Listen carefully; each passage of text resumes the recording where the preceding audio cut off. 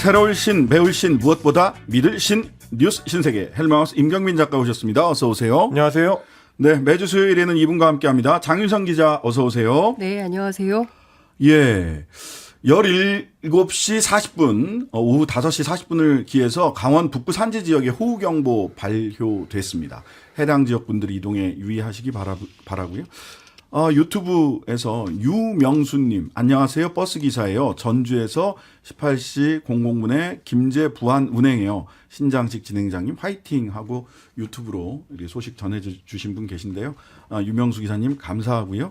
전주에서 부안까지 가시는 길 우리 승객 여러분들도 신장식의 뉴스아이킥과 함께 해주시기를 부탁드리겠습니다. 혹시 비가 온다면 안전운전 하시고요. 예. 버스 기사님들이 많이 들으시는 것 같아요. 네네. 한 분만 듣는 게 아니니까 저희들로서는 굉장히 네. 감사하고 고마운 일입니다. 예. 많은 버스 기사님들 좋은 소식 좀 전해 주십시오. 예. 자, 내일 오염수 방류 시작합니다. 1시라고, 1시로 조율 중이다. 누구랑 조율한다는 겁니까? 저는 이 조율 중에 조율의 주체와 상대방이 누군가 그게 궁금하던데. 뭐 일단 현지 기상하고 이제 파도 높이 뭐 이런 것들을 이제 종합적으로 고려하고 있다고 하는데요. 내일 낮 1시쯤으로 예상이 되고 있습니다.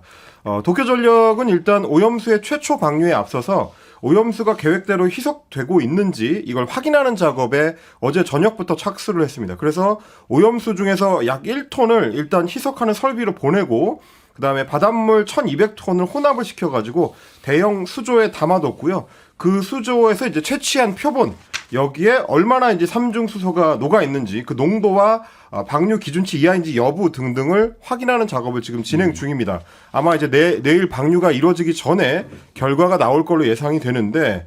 그러고 나면 이후에 이제 하루에 약 460톤 정도의 오염수를 바닷물로 희석해서 방류하는 작업 17일 동안 진행을 합니다. 일종의 이제 시범 방류 작업인 셈인데 이것도 수치를 측정해서 이후에도 이제 계속 이어갈 수 있을지 여부 등등을 앞으로 체크를 해본다고 하고요. 이때 1차적으로 오염수 7,800톤이 바다로 내보내질 예상입니다. 예상되고 있습니다.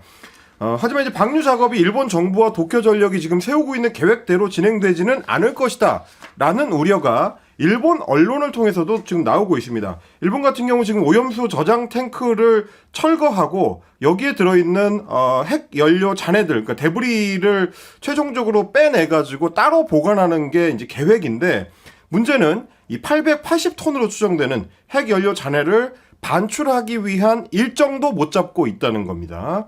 원래 이게 이제 2021년부터 반출 작업이 시작됐어야 되는데 아사히 신문에서 보도한 내용을 보니까 이것도 이미 시기를 놓쳤고 내년 3월 이전에 반출을 시작하려고 계획은 하고 있는데 어떻게 반출할지도 불명확하고 반출을 시작한다고 하더라도 초반에 몇 그램 정도를 뽑아내는 게 이제 전부일 거다라고 얘기를 하면서 대량의 핵 연료 잔해를 반출하는 방법은 현재로서는 분명하지 않다라고 지적하고 있습니다. 이게 로봇가 들어갔다가 피폭당해서 로봇가 그렇죠.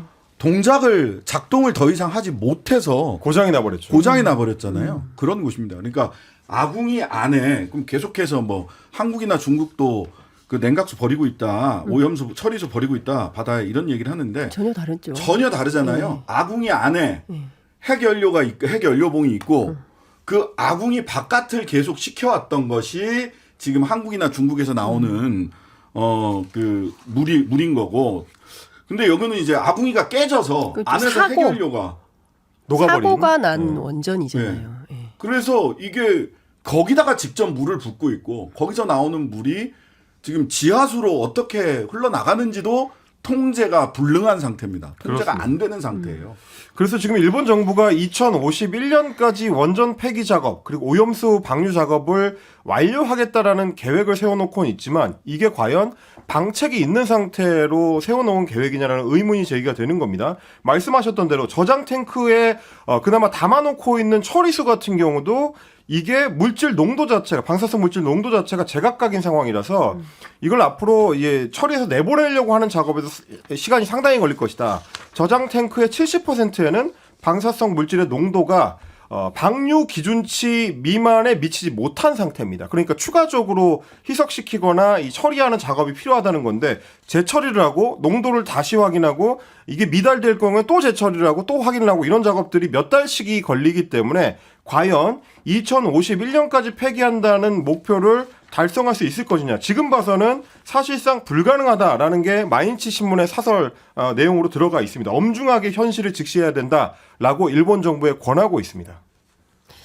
그러니까 이게 지금 한두 가지 문제가 아닌데요. 이거를 그냥 성급하게 이렇게 결정하고 일본 정부를 존중해서 그리고 또 일본 정부에선 또 윤석열 대통령을 배려해서 그래서 이제 내일 오후 1시에 이런 결정을 했다는 건데 이제 주변국들이 이렇게 반대하고 있으면 어쨌든 설득할 때까지 꾸준히 일본 정부가 노력을 해야 되는데 그 노력이 매우 미흡한 가운데 그냥 정리가 되고 방류를 해도 되는 것인가에 대한 문제 제기를 계속하고 있는 상황인 겁니다. 그리고 이게 우리가 계속 삼중수소 얘기만 하고 있는데요. 그렇지 않고 알프스 설비를 통해서 제거를 해야 되는 방사성 핵종이 모두 62개의 목록이 있고 그중에는 반감기가 무려 셀 수 없는 요오드 129 같은 경우에는 반감기가 1570만 년이고 세슘 135의 경우에는 230만 년이고 막 이런 겁니다. 이런 문제들에 대해서 그리고 이게 도대체 그냥 당분간에 이제 앞으로 이제 시작하면 30년이라는 건데 이게 30년으로 확정할 수 있는 거냐. 전문가들 사이에서는 알 수 없다. 이게 몇 년이 걸릴지 알 수 없다라는 얘기도 지금 나오고 있는 것이고요. 아니 당장 일본 마이니치 신문이나 아사히 신문이 전부 다 30년 안에 이거 처리하기 어렵다.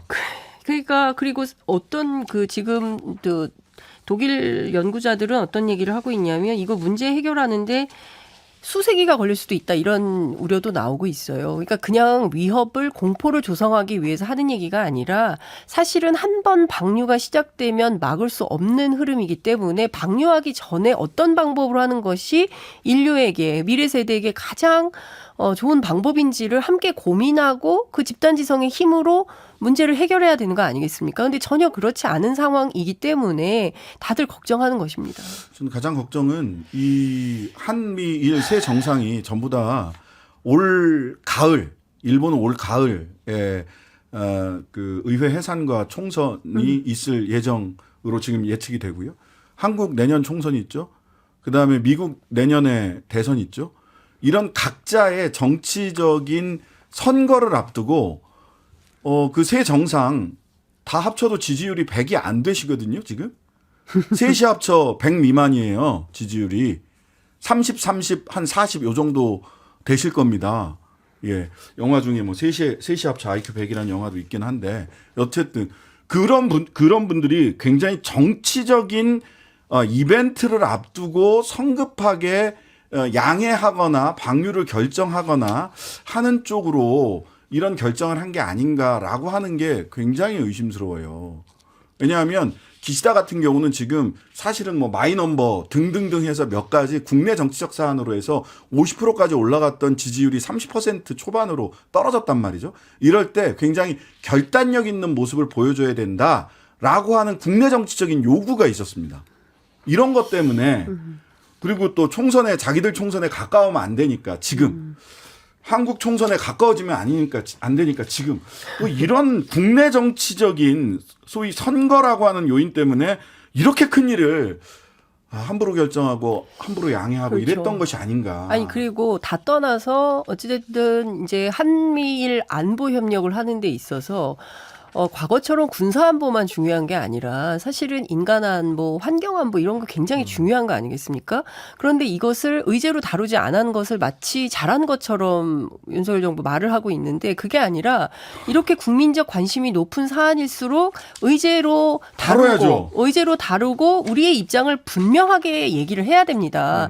우리 국민들이 반대하고 불안해하고 있으니 우리 국민들이 납득할 수 있을 때까지 그때까지 기다려라라고 왜 말을 못합니까? 저는 이 점에 있어서 이게 무슨 누구를 위한 안보대화인가라는 것도 의심스러운 이런 대목이 아닌가 싶고요.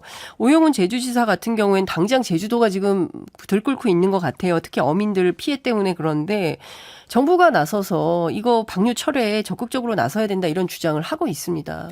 그러다 보니까 이제 책임져 주지 않는 정부에 대해서 개탄하는 목소리가 우리 청취자분들한테서도 들어오고 있는데요. 8313님께서는 개인용 방사성량 측정기를 구매해야겠네요라고 말씀해 주셨고 7236님께서도 오염수 방류에 이런 반구 못하는 대한민국 국민인 것이 개탄스럽습니다라고 이야기해 주셨습니다. 네, 국내 정치권 반응들도 좀 체크를 해봐야 될 것 그렇습니다. 같은데요. 뜨겁습니다. 지금 이제 국내에서도 여야 반응이 강하게 엇갈리고 있는데 여당 내에서는 유승민 전 의원 같은 경우에 정부에 굉장히 비판적인 목소리를 내고 있습니다. 오늘도 CBS 김현정의 뉴스쇼에 출연한 자리에서 정부의 오염수 관련 대응에 대해서 강하게 비판했습니다. 직접 들어보시겠습니다.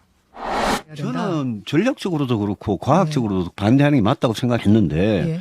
대통령께서 뭐 다 찬성을 해버리고 이렇게 국민들 상대로 말장난을 하고 이러니까 저는 뭐 굉장히 좀 화가 났죠. 그래서 참 비겁한 정부다라는 말까지 쓰셨더라고요. 비겁하죠. 왜냐하면 일본 총리 앞에서는 대통령이 직접 찬성해놓고 왜 국민들 앞에서는 대통령, 총리, 장관 이런 사람들은 민심이 안 좋으니까 다 도망가버리고 일개 차관이 나와가지고 이렇게 발표를 합니까? 공식 발표를.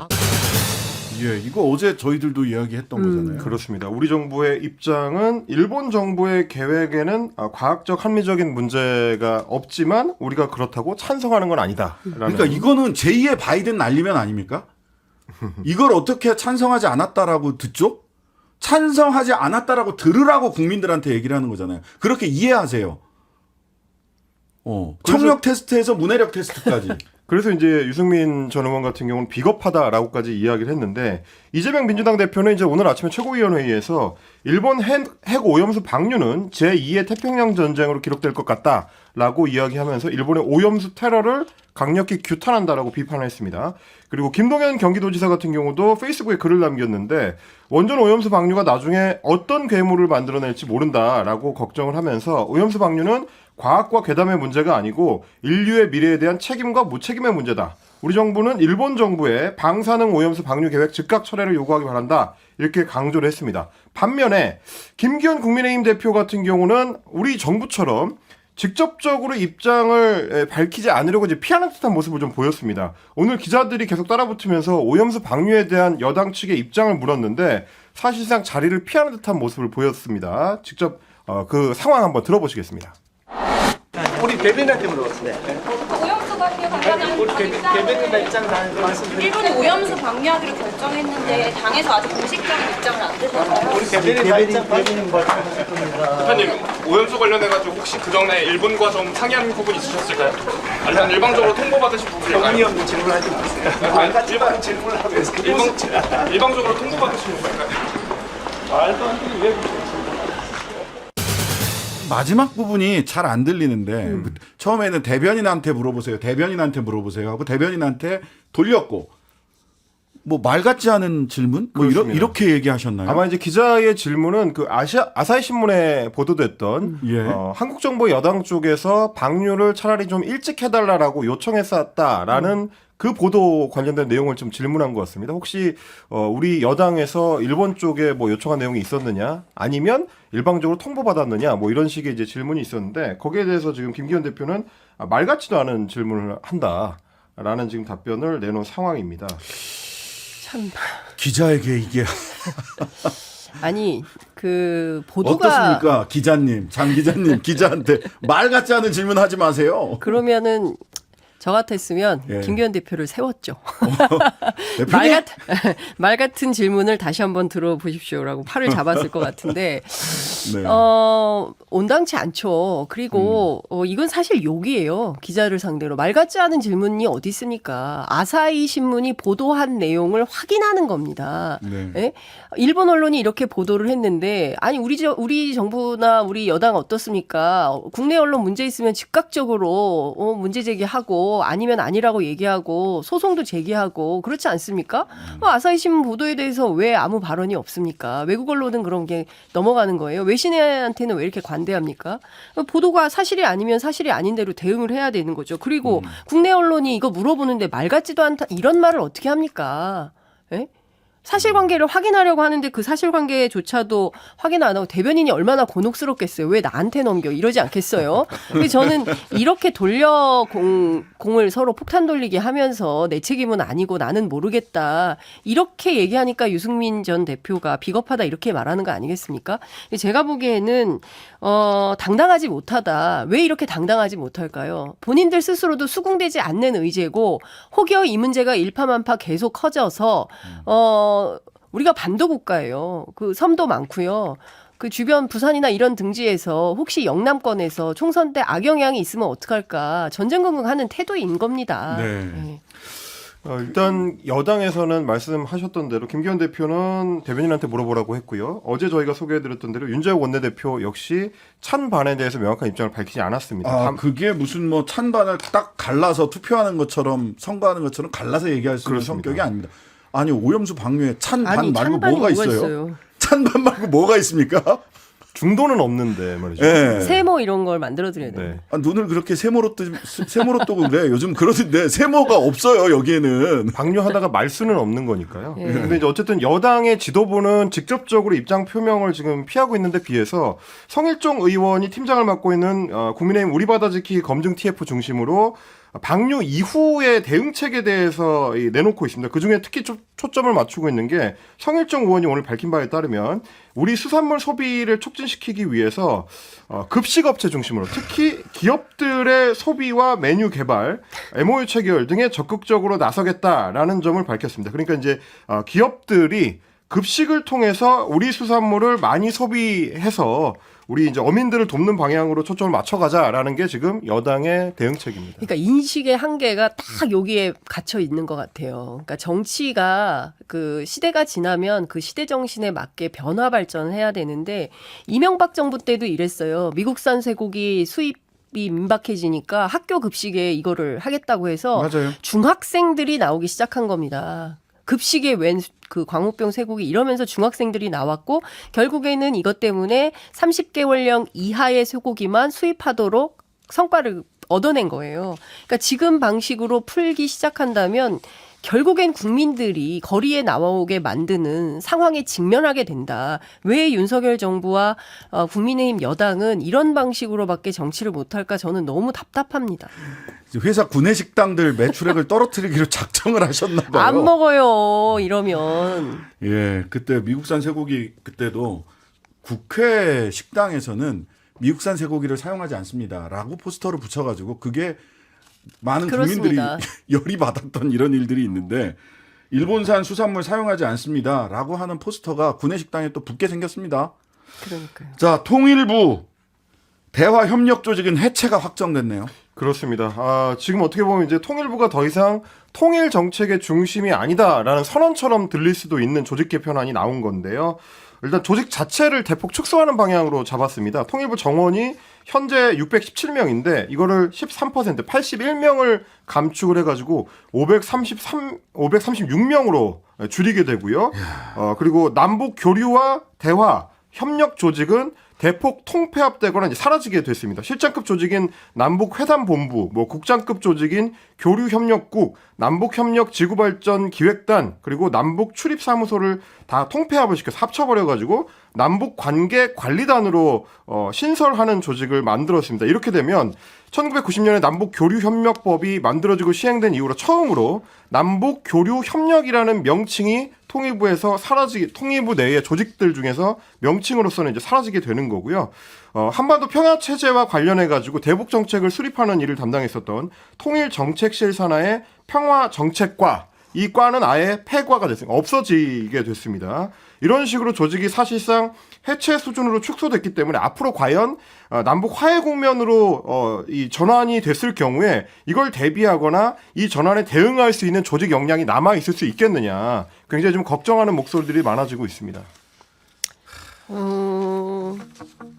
참. 지금부터 만약 바이든이 아니라 내년에 트럼프가 당선이 돼서 북미 대화가 시작되면 대한민국은 어떻게 대응할까? 저는 그게 가장 걱정입니다. 통일이나 이런 남북 교류는 갑자기 오는 거거든요. 뉴스 진세계 잠시 광고 듣고 와서 이어가도록 하겠습니다. 네, 신장식의 뉴스 아이킥 장윤선, 헬마 두 분과 함께 헬마우스 임경민 작가와 함께 뉴스 신세계 이어가겠습니다. 이게 그냥 조직만 통일부 통폐합되고 줄어든 게 아니라 그 사람에 대한 이 그렇습니다. 대통령실 공직기강 비서관실에 굉장히 고강도 조사가 이어지고 있다고요? 강도 높은 조사가 지난해부터 지금 이어지고 있다고 하는데요. 예를 들면 이제 지난해 있었던 8.15 남북 전국 노동자 대회의 주최 측이었던 양대 노총이 통일부의 이제 북한 주민 접촉 승인을 받아가지고 북한 쪽에 직업 총동맹 연대사를 받았다. 이제 이거 관련해 가지고 왜 과태료 부과를 하지 않았느냐라면서 이제 강도 높게 조사를 하고 징계 요청을 했다는 얘기가 있고요. 그리고 지난 4월 26일에 편했었던 북한 인권보고서 영문판에 번역이 부실하다. 라는 이유로 역시 마찬가지로 징계해야 된다는 통보를 통일부 쪽에 공직기강 비서관실에서 하고 또 뭐 정책 연구 용역을 이른바 좌파 학자한테 몰아줬다 뭐 이런 등등의 이야기를 들면서 공직기강 비서관실이 굉장히 그 조직 자체를 이제 흔들어 놓고 있는 조사를 벌이고 있다라는 게 통일부 내의 걱정이고 그래서 한 소식통에 의하면 통일부를 쑥대밭으로 만들어놨다라는 얘기까지 들리고 있는 근데 상황입니다. 이거 지금 보니까 지난해 다 이거네요. 전 정권 때 벌어진 일이 아닙니다. 권영세 통일부 장관 시절에 벌어진 일을 가지고 쑥대밭을 만들고 있네요. 권 장관님 뭔가 한 말씀 하셔야 되는 거 아닌가요? 권영세 전 장관님. 아니, 그리고- 전 정권 일이 아니에요. 예. 아니, 그리고 공직기관 비서관실에서 조사를 했지만 중징계하라는 요구를 했는데 중앙인사위원회에서는 불문 경고. 그러니까 견책보다도 수위가 낮은 수준의 네. 징계를 한 거예요. 그러니까 저는 뭘 하고 싶은 거냐. 그러니까 그 지금 철진한 이념 논쟁을 계속 하고 있는 거거든요. 그러니까 네. 국민들 눈높이에 맞지 않는 정책을 가져가고 있어요. 그럼에도 불구하고 본인들이 잘한다고 판단을 하는데 이거 심판받게 됩니다. 네. 아니 네. 저는 뭐 심판은 나중 일이고요. 권영세 전 통일부 장관님 본인 장관 때 벌어졌던 일로 공직기관 비서관실에서 통일부를 이러고 있으니까 한 말씀 하셔야 되는 거 아니냐. 자, 이재명 민주당 대표에 대해서 5번째 소환 통보가 왔고 잠시 전에 출석하겠다 내일 이렇게 이재명 대표 측에서 입장을 냈네요. 그렇습니다. 이게 이제 쌍방울그룹의 대북 송금 의혹 관련된 소환이고요. 오늘 검찰에서 소환 통보를 했는데 원래 검찰에서 이제 다음 주 중에 조사를 했으면 좋겠다라고 요청을 했지만 민주당 대표실 쪽에서 내일 오전에 바로 조사받으러 가겠다라고 검찰 쪽에 지금 통보를 했다고 합니다. 다음 주에는 뭐 당무가 많아서 다음 주 출석이 어렵고 바로 참석하겠다라고 밝힌 상황이라서 내일 과연 이제 상황이 어떻게 될지 조금 더 지켜보셔야 될 것 같습니다. 그러니까 일단 이 문제는 검찰하고 이재명 대표 측이 이제 정면 승부의 국면으로 들어가는 것 같다라는 네. 좀 생각이 듭니다. 이 사건 출발 잘 아시는 것처럼 이제 쌍방울이 경기도 스마트팜 북한의 스마트팜 대납으로 500만 달러 그리고 이재명 대표 방북 대가로 300만 달러 그러니까 총해서 800만 달러를 북한으로 송금했다. 이 의혹으로 시작이 된 건데요. 관련해서 김성태 전 회장은 이화영 전 부지사 재판에 출석해서 얘기를 한 게 2019년도에 북한에 70억 달러를 선납하고 그리고 이재명 대표하고 뭐 전화 통화하면서 북한에 돈을 건넨 사실을 암시적으로 전했다. 이제 이렇게 이제 주장을 한 거고요. 관련해서 지난 6월 검찰 조사에서 이화영 전 부지사는 그 당시 도지사였던 이재명 대표한테 쌍방울이 비즈니스를 하면서 북한에 돈을 썼는데 우리도 그러니까 신경을 많이 써줬을 것 같다라는 취지로 보고를 했다라고 검찰에 진술을 했다는 거예요.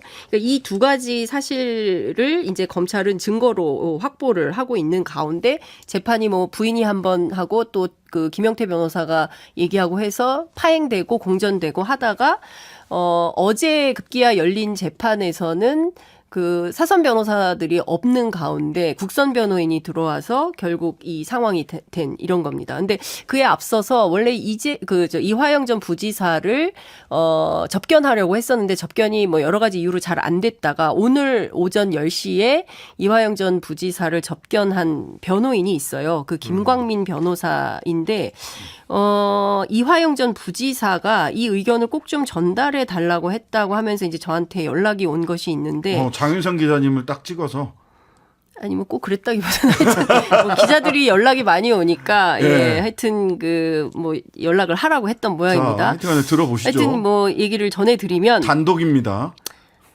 이게 기자도 아닌데 단독을 좋아하세요. 자, 첫 번째는 김성태 전 회장에게 대납 요청은 없었다. 이화영 지사가 전 주장하는 부지사가 겁니다. 이화영 전 부지사의 이화영 전 부지사를 오늘 오전 접견한 김광민 변호사가 전해준 사실 내용입니다. 김성태 전 회장에게 네. 방북 비용 대납을 요청한 사실이 없다. 그리고 두 번째, 김성태 전 회장의 법정 진술은 허구다. 그리고 세 번째, 향후 재판에서 김성태 전 회장의 진술을 깨기 위한 법정 다툼을 이어갈 것이다. 이제 이 세 가지 내용을 이제 전해달라고 했다는 본인 건데요. 입장이 분명히 정리가 됐다라는 얘기네요. 그렇습니다. 그리고 사실 이 같은 맥락은 지난달 21일 본인이 자필로 옥중에서 편지를 쓴 바 있어요. 그때도 비슷한 맥락의 주장을 했습니다. 저 이화영은 쌍방울의 스마트팜 비용뿐만 아니라 이재명 지사의 방북 비용 대납을 요청한 적이 없습니다. 따라서 이재명 대표의 방북 비용 대납 관련 보도는 사실이 아니다라고 분명히 밝힌 바 있는데요. 이것을 재확인하는 차원이 될 수 있을 것 같고, 관련해서 이재명 대표에 대한 소환 조사가 있고 마침 내일 검찰에 출석하겠다는 입장인데, 경우에 따라서 검찰이 들어오라고 하면 조사가 진행이 되는 것이고, 송영길 전 대표 때처럼 번호표 끊고 기다려라. 그러면 검찰이 부를 때까지 계속 기다려야 되는데, 그 상황이 어떻게 펼쳐질지는 현재로서는 장담하기 어려운데, 어쨌든 중요 진술이 이렇게 나오고 있는 겁니다. 그렇기 때문에 이와 관련해서 진술 이외에 별도로 확보된 증거가 없다면 이게 유무죄를 다투는 과정에서 유죄 입증이 상당히 어려울 것이다라는 법조인들의 분석과 해석이 있습니다. 네, 제3자 뇌물죄에서 제3자를 북한으로 보고 있는 건데요. 이 제3자의 범위를 넓히면 처벌하는 범위가 너무 넓어지기 때문에 법원은 제3자 뇌물죄에서의 제3자를 굉장히 엄격하게 봐온 것이 현재까지의 판례의 태도입니다. 북한을 제3자로 참고인 조사하나요? 당신 제3자 맞아? 북한? 뉴스 신세계, 지금까지 헬마우스 임경민 작가, 장윤성 기자였습니다. 감사합니다. 고맙습니다. 네, 고맙습니다. 하루 종일 기다려지는 진짜 시사. 평일 저녁 6시 5분 신장식의 뉴스 하이킥.